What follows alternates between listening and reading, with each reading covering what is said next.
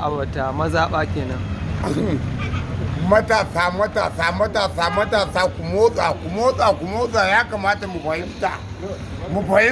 Dan takarar me kai da Allah? Siyasa yanzu ana yin ta ne da jini, ana yin ta kuma da yara. Ni na fito takara, na tsaya tsayin daka saboda ina ganin wuyana ya isa yanka nema yanzu. Kujerar wa kake nema? Kujerar Ali nake nema. Wani alam? Ali ɗan tsinke. Mazaɓar wacce mazaɓar lokal gaba? Gwale. Gwale ko da ala? Gwale. A ala ai ba gwale bane, da ala ne ai. To dala, mu je a dala, mu tafi a dalan. Ku dala kuke so in wa aiki, ni kuma gwale nake so na waɗawa, saboda na buga fasiti a can. Amma tun da ku ga abin da kuke so, ai mu ma shi muke so.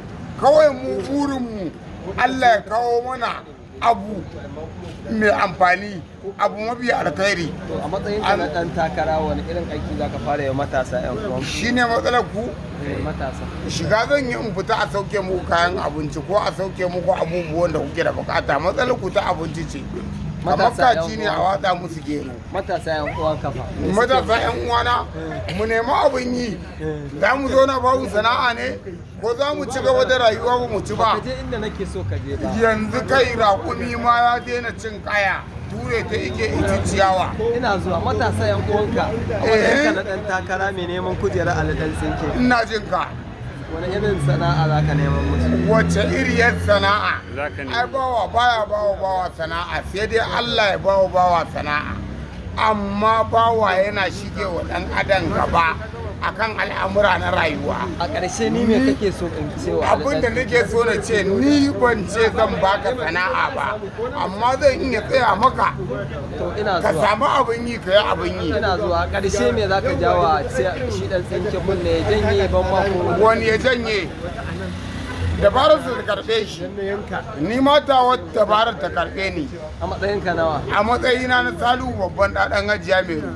Akwai wani zance ne bayan wannan? Akwai wata magana ne? Wa kake so ka yar adala har yanzu a musulunci? Wanda nake so na yar?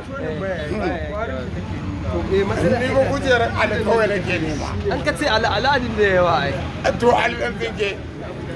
A wata mazaɓa ce yake ɗan tsinke? Shi ɗan tsinke ya bar bayan mai gidanmu ba kwankwaso. Ni ma kuma yanzu ba zan bi mai gidanmu kwankwasa ba. Ni jam'iyya ta ma PDP ce. Kacce na.